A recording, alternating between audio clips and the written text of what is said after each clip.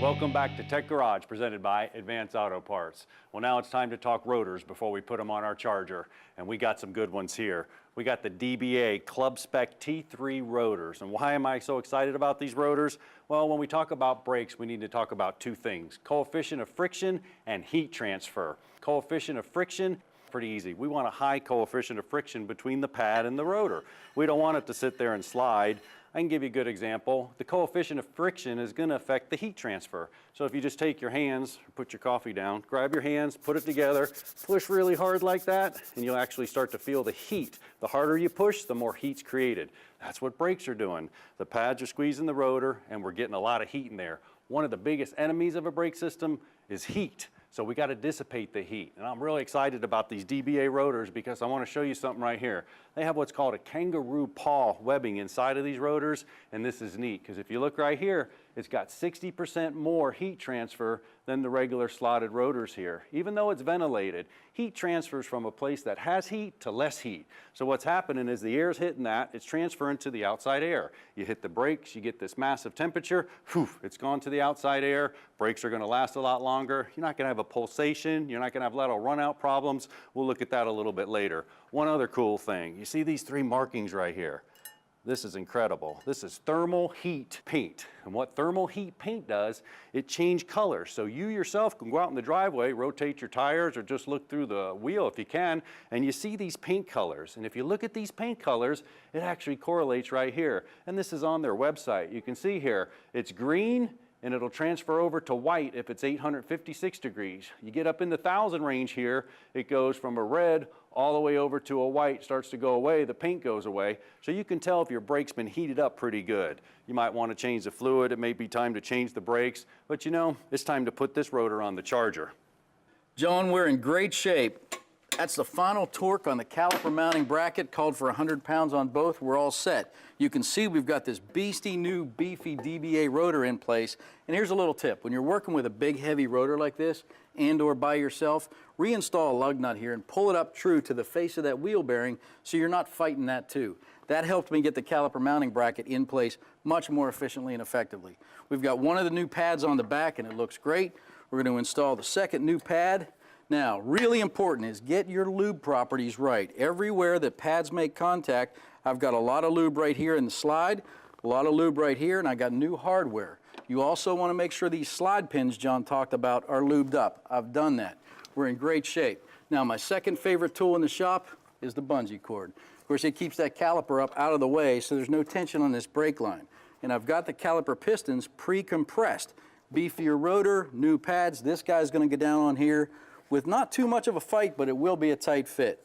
I'll tell you what, I'm already excited about the test drive. So, John, I think we're looking really good over here, buddy.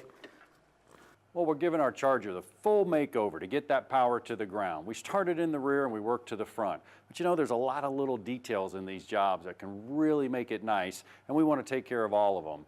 Whether you have a car that's sitting out in the garage, you may have one of these calipers or one of these rotors, or you can even make these measurements. That's the cool part about that. That'll really make that job primo. We'll start right here with this caliper. Now, my front calipers here could be rear calipers, doesn't make any difference. But listen, this is a fixed caliper. And what that means is it's actually bolted to the spindle, and the pistons move in and out.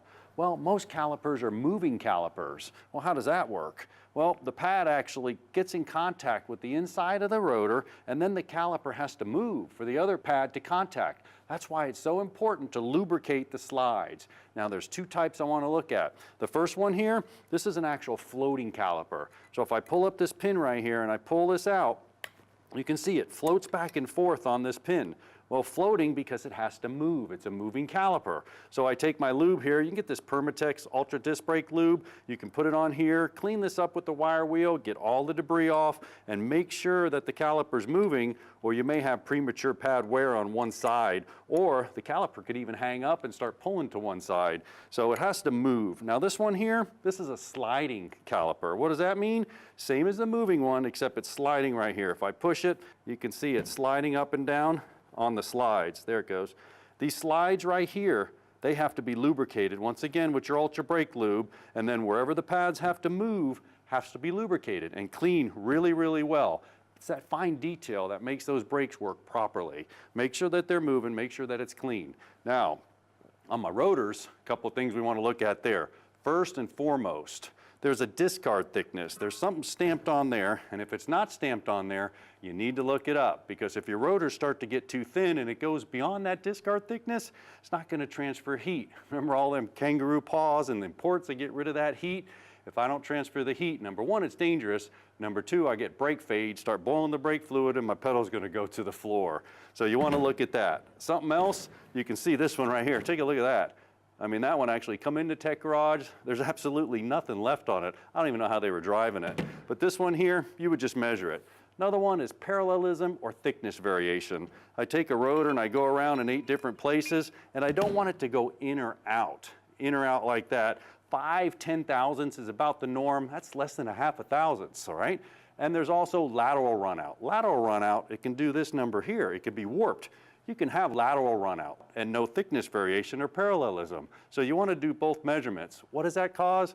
It causes the pads to pulse in and out when you push the brakes. It's going to transfer that energy all the way up back to the master cylinder, and you're going to feel that in the pedal. You probably have. A lot of cars today have some pedal pulsation and need their rotors addressed. You push the pedal and you feel it. Lateral runout could be measured with a dial indicator. I have a dial indicator strapped up right here to the rotor. I zeroed it, and what I do is just spin it around.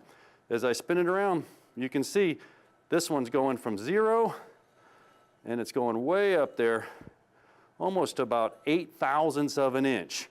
3 thousandths is about the norm. Once you get past that, you're going to start feeling some pedal pulsation up that pedal. So here's a bunch of little tricks that you can perform right in the driveway to make sure your brakes are going to be in tip-top shape. We'll be back with more Tech Garage in a minute.